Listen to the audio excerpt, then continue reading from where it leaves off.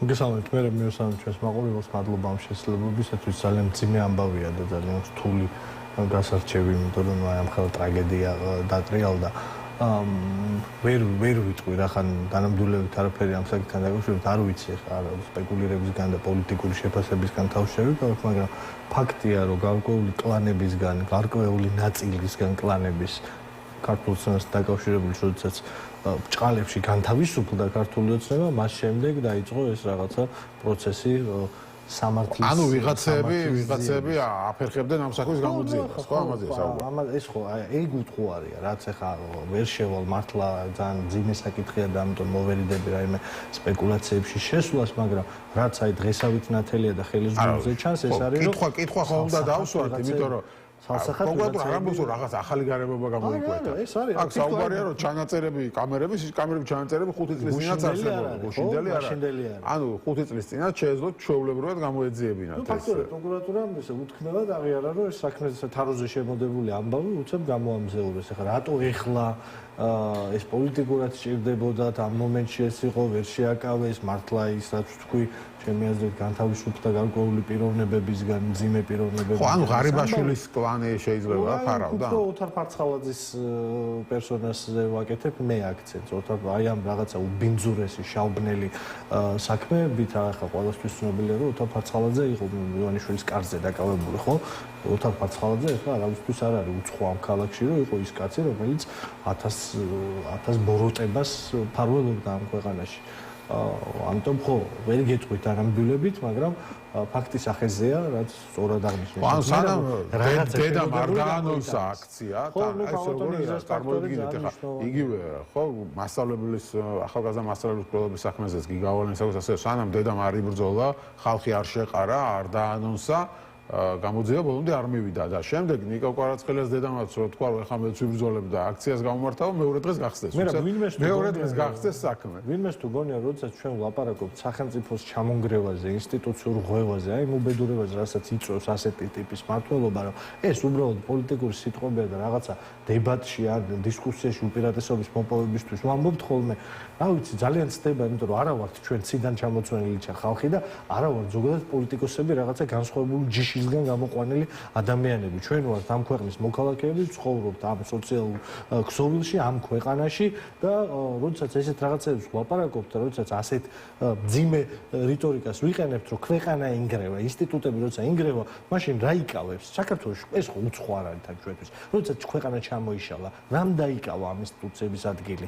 კრიმინალმა ხო არა? აი ამ თარეშმა ხო არა ადამიანების განუკითხაობამ ხო არ დაიკავა ის სივრცე, რაც სახელმწიფომ დატოვა. ხო ეგრე ეს ხო გამოვლილი გქონდა. მე ამაში გავიზარდე. მე 90-იან წლების თაობის ადამიანი ვარ და ამაში გავიზარდე. აი პატარჩენი ბავშვობა გალია აი ამ ეგრეთ წოდებულ ბესპრეძელში. და ბესპრეძელი დგება მაშინ, როდესაც სახელმწიფო გადადის აი ასეთი ტიპის მოდელზე, რა მოდელზეც ივანიშვილმა გადაიყვანა ეს ქვეყანა 21 საუკუნეში. ამიტომ არის ეს ყველაფერი. ამიტომ არ შეიძლებოდა ოთარ ფარცხალაძე ბოტასის ქურდი იმად დანიშნო პროკურორად და მე გავლენები დაუტოვო, რომ ყველაფერი გვერდიდან მართოს, იქნება სასამართლო თუ პროკურატურა. ასეთი ტიპის მმართველობა, როცა პრემიერ-მინისტრი, ყველაზე გრძელვადიანი პრემიერ-მინისტრი ქართული ოცნების პირობებში იყო კორუფციონერი, რომელიც ეხა ციხეში ზის ბაგაბაღის ბავშვების საჭმლის ქურდობაზე და იმათი რაღაცა მაგამბავზე, როდესაც კაცი რომელსაც უსაფრთხოება უნდა ებაროს. აი იმაზე რომ ესეთი რაღაცა არ ხდებოდეს ქვეყანაში, უსაფრთხოება უნდა ებაროს, იყო თაღლითების ფარველი და თავად თაღლითი.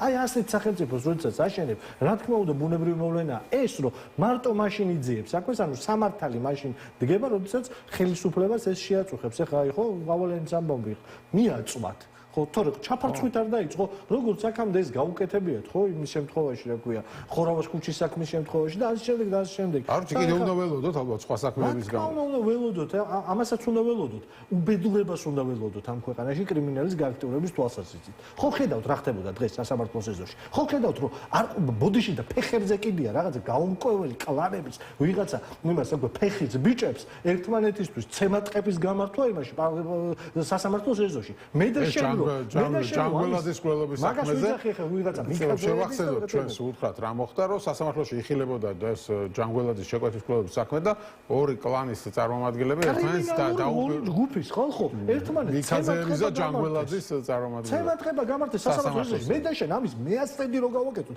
სასამართლოში მე დაგვალპობენ ციხეში რამოდენიმე კვირას გაგვატარებინებენ ციხეში ტელეფონს აღარ გვატანინებენ და ის ვიღაცა იმის რა ქვია მანდატურები აქეთ გვირტყავენ კაცო ლამის თავპირი დამამტრიეს და ეს რა ქვია ლამისკერა დამამტრიეს და ეს ხალხი ერთმანეთს ხო დაინახეთ ან კადრები ყველა მხო ნახო რომ ჩვეულებრივ ხელჩათური ჭხუბია დედის სისხლს აგინებენ ერთმანეთს და პოლიცია და ეს აწვება რომ გაიყვანოს ერთმანეთსგან გააცალკეოს დღეს საღამოს ვიღაცა ისა რა ქვია არ ვიცი რა თქმა კაცი აფეთქეს იმაში რა ქვია ოზურგეთში საეთეროს მინდა ვთქო თუ გვაქვს ეს კადრები ჩვენც გაუშვათ გურიაში აფეთქეს რატო დარბის სემატყების კადრები რატო დარბის რამოდენიმე თვეა უკვე პოლიცია და რატო არის რომ აბსოლუტურად უკანონოდ ამ ქვეყნის მოქალაქეებს ეს ყველა მიცის ახო ვინც გვიყურებს ყველა გადახდა ალბათ უკანასკნელ 3 თვის მანძილზე რომ პოლიციის მანქანა საპატრულო პოლიცია ოპერ მუშაკები ქუჩაში მანქანებს აჩერებენ ხალხი განმოყავთ და ამ მანქანებს ჩხრიკავენ რატო ჩხრიკავენ ამ მანქანებს იმიტომ რომ ძალიან კარგად იციან ივანიშვილის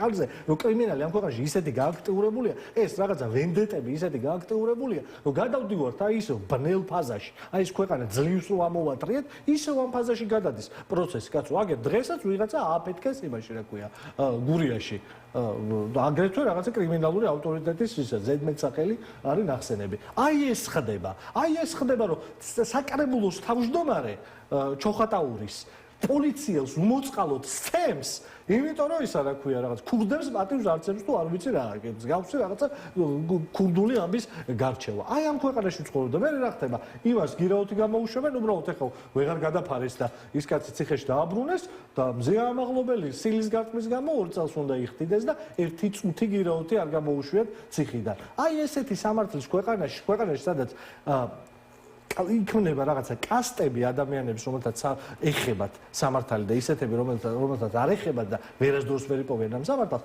აი ეს ხდება განუკითხაობა ბესპრეცედენტი ხო კი ბატონო ეს ასეთ ვითარებაში აღმოჩნდა მაგრამ ხელისუფლებას ალბათ შეუძლია დღევანდელს ვინც არის ირაკლი აბახტიძე თქვას რომ მე ვასწორებ ამ ყველაფერს კორუფციას ვებძვი ყველა დავიჭირე აგერ რაღაც საქმეებსაც ვიძიებ და ასე შემდეგ რა ეთქობა რომ ასწორებს მე რა აი რა ვიცი ხა კი რავი დაიჭირა ისა ღარიბაშვილი კალაძე თავის ადგილას არის მერია თბილისის ეხლა რა ვინმე იტყვის რომ კალაძე ნაკლები ის არის რა ქვია კორუმპირებული აგძელებს ის იქ იყო ეხლა ის დავითაშვილი დღეს გამოდის იმიდან პროკურატურიდან და ჩვენო განვიხილეთო საქართველოს გაზმომარაგების შეუფერხებლობაო ანუ თითქოს იმაზე იყო რა ქვია ბიზნეს ლანჩზე იყო ინვესტორებთან ანუ რაღაც ცოკარის პრეზიდენტი კაც სუშტი იჯდა დაკითხვაზე 6 საათი და გამოვიდა იქიდან და ჩვენ განვიხილეთ რა განიხილეთ კითხვებს გისვავდნენ და შენ პასუხობ რა განიხილე შეუბედურო შენ ფათაშორის ზუსტად ესეთ შენაირი კომენტარი გააკეთა რამდენიმე წამის წინ სუსმა და ეხლა წავიკითხავ სუსის განცხადებას სახელმწიფო უსაფრთხოების სამსახურში განმარტავდა ყოფილი ვიცე-პრემიერ ლევან დავითაშვილი ანტიკორუფციულ სააგენტოში იყო გამოკითხვაზე კონკრეტულ სისხლის სამართლის საქმეზე და არა შეხვედრაზე სუსი ინტერპრესის განცხადეს რომ გამოკითხვისას რისკებთან დაკავშირებული კითხვა საქართველოს გაზმომარაგებას და დადებული ხელშეკრულებით საქართველოსთვის პირობების გაუარესებას ეხებოდა რაზეც მიმდინარეობს გამოძიება და არა ევროკავშირის გაზმომარაგებას ამასთან უწყებაში აღნიშნა რომ მსგავსი ინტერპრეტაციის შემთხვევაში სუსი მზად არის გამოკითხვის ოქმის გაასაჯაროს გამოკითხული პირის თანხმობით.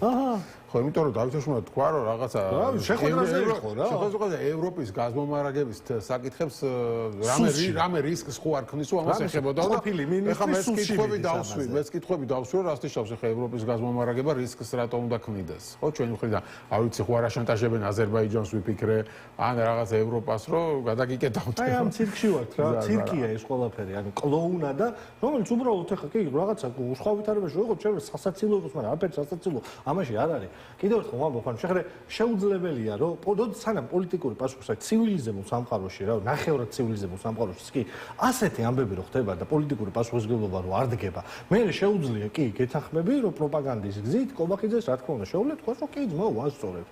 მაგრამ ჩვენ ხო რეალობას ვხედავთ, აი ხო ვხედავთ რომ არ არის ეგრე მარტივად არ სწორდება. ამათ ეგონათ ეს რომ ეხა ღარიბაშვილს რო დაიჭერდნენ, არ ვიცი ხო რაღაცა ისეთი მოხდა ეხა ამაზეც ვერ ვიტყვი რა მოხდა ზუსტად. ჩიგდით, მაგრამ ისეთი რაღაცები მოხდა რომ ღარიბაშვილის кейსი და აი ეს რაღაცა ნახევარი მინისტრთა კაბინეტის ღარიბაშვილის кейსები კორუფციის ვეღარ დამალეს და გამოამზიურეს. რატო რისთვის არ ვიცი. ეს ხო მოხდა. მაგრამ ეხა გვექრა იქ კალაძე რო კიდე თავის ადგილას არის და ფულის ხაპვას აგრძელებს. ის კორუფციული სქემები რო ისევ თავის ადგილას არის მერაბ. როცა ლაპარაკობ იმაზე რა ქვია ლილუაშვილზე რომელიც ფარველობდა კოლ-ცენტრებს. აი ჩვენ ხო ამის იქით. ეს გამოძება ამის იქით ხო არ წასულა საჯაროდ. მე არ ვიცი არასაჯაროდ, საჯაროდ ამის იქით ხო არ წასულა. ის კოლ-ცენტრები დახურეს. ის კოლ-ცენტრები, რომელსაც ფარველობდა. ეგ ხო ნიშნავს, შენ რო იძახი, რომ შენ მიწის შესაძლებელი რა ქვია, უსაფრთხოების სამსახურის უფროსი, სუსის უფროსი, ფარველობდა თაღლითურ კოლ-ცენტრებს. ნუ ეს ხო კატასტროფა არის, რომ 7 წლის მანძილზე უსაფრთხოებას კი არ იცავდა ამ ქვეყნის თაღლითებს ფარველობდა და ვიღაცა თურქ ბიზნესმენს შეეძლო მილიონი მიეტანა და რა ვიცი, რა უბედურება გაიკეთებინა ამ ქვეყნის, თუნდაც უსაფრთხოების თვალსაზრისით იმ მილიონად, ხო, არავინ არ იცის, მე ალახმა უწყის. ის კოლ-ცენტრები, კაცო, რომელსაც ფარველობდა, ესე იგი ხო მოიკულიე. ხო რაღაცა 100-ობით, 1000-ობით კოლ-ცენტრი ამ ქვეყანაში. სად რატო ოპერირებს ისევ ეს კოლ-ცენტრები? ბიჭო, ეს ხო დიდი ქალაქი არ არის, ეს ხო დიდი ქვეყანა არ არის. ხო ვიცით, რომ ისევ ოპერირებს ეს კოლ-ცენტრები. ხო ყველა მიცის, ვინ არის ამ საქმეში გასვლელი, ვინ არის ამაბი დაკავებული. ისინი რატო არ იკეტება? იმას ხო შემსრულებელი ყავს, ლილუაშვილი რაღაცა ჯადოსნოს ხო არ ფარველობდა, კაცო, ის რობოტები ხო არ აკეთებდნენ ამ საქმეს, ხო? ლილუაშვილი ხო არ იყო მარტო ადამიანი. და ეს საქმე სად მიდის? დანარჩენი ხალხი სად არის? იმათ რატო არ იჭერს არავინ, ხო? შესაბამისად ეხლა რა, კი შეუძლია კომახიძეს თქვას, რომ რამე სასწორებს, მაგრამ რეალობა არის სხვა. რეალობა არის, რომ ლილუაშვილი მოკისტეს, ბოდიში ამ ჟარგონის გამოთქმისთვის, ჟარგონული გამოთქმისთვის, ლილუაშვილი გაწიეს და მისი ადგილი სხვამ დაიკავა.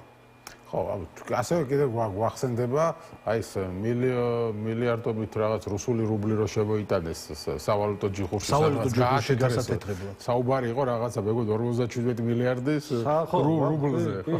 და რაღაც სასაულთა ხაზე იყო ლაპარაკი და შესაბამისად რავი ეს საქმე სად წავიდა. არსა გაქრა, მოაგვარეს, გადავიდა. რა ვიცი, ოთარ ფარცხალზე ზაშტ ბრალieდება, რეებში ბრალieდება. ის ამბები სად არის? სად არის ეს ამბები, კაცო? ის კაც ციხეში როზის რა ქვია, ღარიბაშვილი. სად გრძელდება? მარტო ერთი ამბავი იყო, მარტო მართლა ბიძამისი კაკაშას ღვინის ის იყო, რა ქვია, გახანა? ანუ აქ ხო ლაპარაკი არის, რომ თან გვეუბნებიან, რომ სისტემური ამბავი აღმოფხვრეს. თან გვეუბნებიან, რომ აი დიდი ღალატის ის გახსნეს кейსები და ეს ამბავი არცად არ მიდის. თავდება იმითი, რომ რაღაცა გარიგებებით, რაღაც შეთანხმებებით, რაღაცა ომერტათი, აი ჩვეულებრივი მაფიოზური ომერტათი რა, ომერტა არის რაღაცა ისა დუმილის კანონი, ხო? მაფიოზურ სამყაროში იტალიაში დუმილის კანონი. აი ამაში ვცხოვრობთ ხალხო. ანუ არავინ არაფერი არ თქვა. აი ამ ხელა ამბავი დატრიალდა, აი ესეთი მრგვალი მაგიდა რო დგას კანცელარიაში, მინისტრ თავრობის მაგიდა რასაც ქვია. იმ მაგიდის გარშემო ვინც ზის, იმის 70% ეხა ან ციხეში ზის, ან შინაპატიმრობაშია, ან კალამი ვერ გააგდებინეს ხელიდან, რომ ყველა სხვა ჩაუშვას, თვითონ ვარ ჩაიძიროს, აი ფაქტიურად მთელი ის მაგიდა და ყველაზე დიდი ხანი იმ მაგიდის გარშემო რო იჯდნენ ეგეთი ხალხი და ახაცა ომერტაა, ქოცური ომერტა არის, არავინ არაფერს არ ამბობს და უბრალოდ აი დემონსტრაციულად ეხა ეს არის დაჭერილი, ეხა ის არის. რაღაცა ზოდებს განახევენ, არ გეტყვიან ვისი არის ეს ზოდები. ეგ არის კორუფციასთან ბრძოლა? ეგ არის კორუფციასთან ბრძოლა. ეს არის სისტემურ დანაშაულთან ბრძოლა? კი, რეიდებს ატარებენ, ცდილობს რომ შეაკავოს აი ეს რაღაცა კრიმინალური გარჩევები. მაგრამ ხო ხედავ რომ ვერ აკავებს. ხო ხედავ რომ არ თავდება. სასამართლოს ეზოში აქვს უკვე კრიმინალური გარჩევები. ამიტომ რა ვიცი, საქართველოს მოქალაქემ უნდა დაფიქრდეს ამაზე. რომ ამას მე და შენ შაბათის მარშებზე და იმებზე კი არ ვითხოვთ და ხალხი იქ წელიწად ნახევარი იმიტომ კი არ დგას რომ რაღაცა მართლა რაღაცა ფულს უხდიან აი ეს მახინჯი იდეები ცოტა ხანი ხო უნდა გავიფილტროთ უკვე პროპაგანდა კი პროპაგანდა შეიძლება ეს ილუზია შექმნას მაგრამ ეს ილუზია იმსხორება ძალიან რეალური ხელმოსაჭიდი ბოროტებებით რომელიც ამ ქვეყანას ემართება კრიმინალის გააქტიურებით აი ამ რაღაცა თაღლითურ კოლ-ცენტრებში ჩაძრით სიღარიბით ფასები გაურბით შეიძლება გატყუოს რომ ძალიან კარგ ქვეყანაში ცხოვრობს გავთავაზოთ იმედა მაგრამ რაღაცა გაჩერდნენ ფასებზე აღარ კომისიას გაჩერდა თუ არ გაჩერდა უბრალოდ აღარ ტრანსლირებენ ისეთი სიხშირით რომ ეხლა რა ვიცი ხალხი მოდის იქ რაღაცა პაუზა აქვს რომ ღორმა როდის უნდა გოჭი გააჩინოს მაგაზე ლაპარაკობენ და ქათმის ფიზიოლოგიაზე გაუთავებლად კაცო და მიხვდნენ რომ ეხლა ეს მათთვის კარგად არ მუშაობს და არ გამოიყურება ლამაზად რა ვიცი ქოცურ პროპაგანდაშიც კი რაღაცა ეს რაღაცა წილოსანის თითქოს ისეთი ჩაკიტება დიდი იმაზე რა ქვია სუპერმარკეტში ფასნამატი რამდენია ანუ არასერიოზულია გაიგე ერთია რომ შენ ცდილობ პროპაგანდას რაღაცა ისენი შექმნა ზღუდეები მაგრამ ამ ზღუდეებს ანგეროს კრიმინალი გაზრდილი ძვირფასები, აი ეს ყველაფერი კორუფცია უკვე ანგრევს, აღარ ეტევა რა ამაში და უბრალოდ ხო ადამიანებმა უნდა შეხედონ კრიტიკული თვალით საკუთარი შვილების მომავალს. უბრალოდ არაფერს სხვა, საკუთარი შვილების მომავალს. რა ქვეყანაში ზრდიან თავის შვილებს? ქვეყანაში, რომელიც ისე უბრუნდება კრიმინალური მენტალიტეტი და ჩვეულებრივი ამბავი, ამ სასამართლოში რავი რაღაც ჩვეულებრივი საქმეს რო შეიძლება გაიხედო და იქ ლაივში პირდაპირ შენმა შვილმა არ ვიცი, შენ დაინახო ეს კრიმინალური გარჩევა. რა ხდება სკოლებში? აი ეს რაღაცა ულტრაფაშისტური მოძრაობები, რომელიც მოწყალოთ ადამიანებს წემენ, ხო, ჯოჯოხეთ რაც ავალიანის ამბით გასკდა. გახეთქ ეს ამბავი, მე რა, სად არის დანარჩენები, სად არის? არა, ეს გახეთქეს არა, დედამ გახსნა ფაქტობრივად. ფაქტობრივად ხო, ანუ დედას უარეაქტიურად, აი მართლა რკინის კალამნები არ ჩაეცვა ამ ქალს, უბრალოდ ჩაივლიდა ეს ყველაფერი, როგორც ჩვეულებრივი ამბავი. ერთ-ერთი ბოლო თემა, კაცო, შემთხვევით ჩართული ტელეფონი დარჩა იმ ბავშვს, 16 წლის ბავშვს, რომელსაც აბრალებდნენ რაღაცა იმას, რა ქვია, ბარიგობას. და რა დღეში აგდებენ, ხო, ნახე არა, ეს ჩანაწერია რა. რა დღეში ჩააგდეს 16 წლის ბავშვს, ზრდასრული ადამიანები, რომლებიც წესით ჩვენს უსაფრთხოებას უნდა იცავდნენ ყოველდღიურად, საღამოს ოპერათ, იმიტომ გამოდიან გარეთ, რომ მართლ წესრიგი დაიცვან. და ამის მაგირო 16 წლის ბავშვს მამის გაუპატიურებით ემუქრებიან ხალხო, ციხეში მამის გაუპატიურებით, რომ რაღაცა აღიაროს, წემენ, ემუქრებიან თითების დამტვრევით. და ეს არის ნორმალური, ეს არის სამართლა და რა მოხდა იცი ამაზე? და ის გეკა გელაძე გამოდის და იძახის, რომ კაცო, საქმე აღუძერეთო და საქმე რაზეა იცი აღძრული? სამსახურეობრივი უფლებამოსილების გადამეტებაზე. ანუ ბავშვს მამის გაუპატიურებით ემუქრებიან 16 წლის ადამიანს ფსიქიკა დაუნგრიეს. ფსიქიკა დაუნგრიეს. თითებს დაგალეწავთ, ანუ წამებით ემუქრებიან და ეს არის სამსახურეობრივი უფლებამოსილების გადამეტება. და იქ რაღაცა 5 თუ 6 კაცი იყო და ერთია ესეთი. ერთი, ანუ რამოდენიმე ხმა ისმის ჩანს კადრებში ბევრი ხალხი, ბევრი, მერე ჩანს აი მთელი პროცესი, როგორ იფარცხება, ვიღაცა განყოფილების უფროსი როგორ რეკავს, აი მთელი ეს პროცესი ჩანს და თითქოს არაფერი. ვითომ არაფერი ერთი კაცით თანამდებო ის არის უფლებამოსილების გაჩარება. ის რაც თვალსაჩინებს უფლებამოსილების გაჩარება, ან შინაპატიმრობას, ან ჯარიმას. და ეს კაცი დარწმუნებით რო გაყვეს ჟურნალისტი გამომძიებელი, რამოდენიმე წელიწადში სამსახურში აღადგენა. აი ამაში ვცხოვრობთ. აი ამ რეალობაში ვცხოვრობ და რა ვიცი ხე ეს რეალობა როგორ შეიძლება პროპაგანდით გაიყიდოს ყველაფერი კარგად არის მე მგონი ძალიან ნათლად ჩანს ხოლმე აი ამ დაჟე მათთვის მათივე ინსცენირებულ დებატებში სადაც რა ერთ კაც მიიწვევენ ოპოზიციიდან და 45 კაც შემოუსვავენ დაწყებული ფსიქიურად ავანტყოფებით ეხა არ მინდა დავასახელო კონკრეტულად მაგრამ ფსიქიურად ავანტყოფით და გუშინ დებატების მაგიდაზე რუსთავი 2-ზე დაწყებული მაქედან დამთავრებული რაღაცა პუჩისტებით და ხალხით რომლის ბიოგრაფიაც იმდენად გასწრილია რა ვიცი ამ ქვეყნის ყველა უბედურებაში დამოუკიდებლობის 35 წლის მანძილზე აი ამ თელიმას შლეიფ შეუკრავენ ხოლმე და მაინც ვერ იგებენ დებატებს იმიტომ რომ დამთავრებულია ეს ხელისუფლება დგას დღეს შიშზე ეს ხელისუფლება დგას აი ამ პოლიციურ ძალადობრივ სისტემაზე რატო არიან სინამდვილეში ეს ხალხი ესეთ თავგასრულები მე არ მინდა რომ ვიყო არაობიექტური ეხლა 2012 წელიდან რაღაცა პერიოდამდე რომ მოვიდა ეს ხო არ ხდებოდა პოლიციაში აი ეს რაღაცა მიშას დროს რაც ხდებოდა ხო ეს თავგასულო პროცესი შენ რაღაცა კასტას აძლე უფლებას რომ იყოს ოპრიჩნიკი ანუ იყოს თავგასული იყოს რაც უნდა ის გაკეთოს რომ ამისთვის არ დაისჯება იქ ყოველთვის გადამეტება ხდება ამ უფლებამოსილების დასაწყისში ხო არ იყვნენ ეხა უბრალოდ ეხა დაჭირდათ ეს პოლიცია როგორც მთავარი საყრდენი ძალადობრივი სისტემის ხელისუფლების შენარჩუნების ძალადობრივი სისტემის და ამის ბუნებრივი პროცესია რომ მე ეს ოპერმუშაკები აი საშოვარს დრო გადიან ისე იქცევენ როგორც 16 წლის ბავშვი იქცევენ მე ეს ხდება უკვე აი გარდაუვალი ხო აი დავითაშვილის საქმეს ვიდა დაუბრუნდა როგორ ფიქრობ და შემდეგი დავითაშვილი იქნება ციხეში ვინც აღმოჩნდება ამ თავრობიდან ვერ გეტყვი ფაქტია რომ თან ახლა ის არ ვიცოდი ეს განცხადება შენ რაც წაიკითხე საკმაოდ მკაცრია და ეს განცხადებაა რომ ძალიან სწორხაზოვნად თქვას რაც არის დავითაშვილი იქნება შემდეგი ქარსელაძე იქნება შემდეგი რომელიც ახლა ბევრი ინფორმაციით ფაქტიურად შინაპატიმრობაში არის კალაძე იქნება ეს შემდეგი ფაქტია რომ აი ეს გრძელდება ანუ ახლა რაღაცა ისე არ მომივიდეს რომ რაღაც იდიოტობის ანალიზში ძალიან მათ შევიდე, მაგრამ ხო ფაქტია რა, ანუ სხვა არაფერი აღარ დარჩა. არც საზოგადოების გამოსაკვებად, საზოგადოების აზრის და პროპაგანდის გამოსაკვებად, გარდა აი ამ საკუთარი შვილების ჭამისა, ხო, აი ამ რაღაცა უძველესი ბერძნული მითის შესაბამისად, ხო, კრონოსი რომელიც საკუთარ შვილებს ჭამს, აი ამ პროცესის გარდა ბევრი რამე აღარ დარჩა გასაყიდი ქართულ ოცნებას. ეხლა აი ამით ცდილობს ფონი გაიტანოს ოღონდ და ამას ხო ძალიან ცუდი შედეგი მოყვება ყოველთვის. სადღაც ხო გამოელევა ეს ისეთი საჭმელი წიწილები და ბოლოს საწავა, ხო? ბოლოს ვისთან მიდის ეს ყველაფერი, სად იქრება. კაცო, შეიძლება რომ რაღაცებზე ვიმსჯელებდი მართლა რომ პოლიტიკური ფიგურები იყვნენ ეს ხალხი, აი დამოუკიდებელი პოლიტიკური ფიგურები, რომელიც მეცოდინებოდა დამოუკიდებლად აშავებს რამეს ღარიბაშვილი.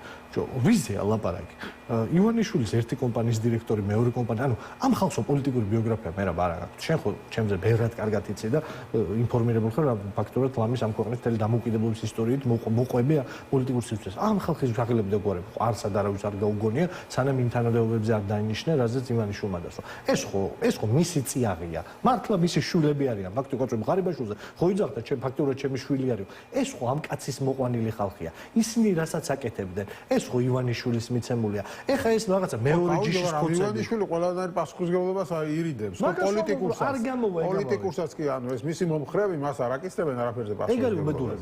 ეგ არის უბედურება, რომ პოლიტიკური იმდენად მოკვდა ამ ქვეყანაში პოლიტიკური პროცესი და ეს არ არის მარტო ქართული ოცნების ბრალი, ეს რა თქმა უნდა ქართული ოცნებამ რუსული სპეცსამსახურების ხელდასმით და სახელმძღვანელოთი იარეს ამ გზაზე და ეს ქვეყანა აქ მოიყვანეს, მაგრამ რა თქმა უნდა ეს ჩვენი ბრალიც არის, ჩვენც ვერ მოვახერხეთ, რომ ამ ქვეყანაში პოლიტიკური პროცესი შეგვენარჩუნებინა და ეს ამის შედეგია, რომ საერთოდ ცნება გამქრალია. მართლა ეხა ხო აი გამოკითხვა რომ ჩაატარო დარწმუნებული ვარ, რომ საზოგადოების დიდ ნაწილს ეს ხო აი რაღაცა ის გონია რომ ნორმალურია რა და რომ პოლიტიკური პასუხისმგებლობა შეიძლება არ არსებობდეს, რომ არსებობს უბრალოდ კრიმინალური პასუხისმგებლობა და პოლიტიკური არ არსებობს და თითქოს ეს არის კარგი რამე. აი ეს რაღაცა საბჭოთა კავშირის დროინდელი ერთი ცეკას დიოენ რო წავიდოდა და მე წინამორბედის იმას რო იჭერდა ხო შლეივს მთლიანად ხო ეს შევარდნაძე რომ მოვიდა ცეკას დიურად ცნობილი ამბები იყო ეს მოვლენებთან ბრძოლა რო დაიჭირა ნახევარი ისა რა ქვია წითელი დირექტორები და ისინი დემონსტრაციულად ანუ ამაში ხო არ ვცხოვრობთ პოლიტიკური პასუხისმგებლობა არის რომ რავი ირაკლი ღარიბაშვილი კი არის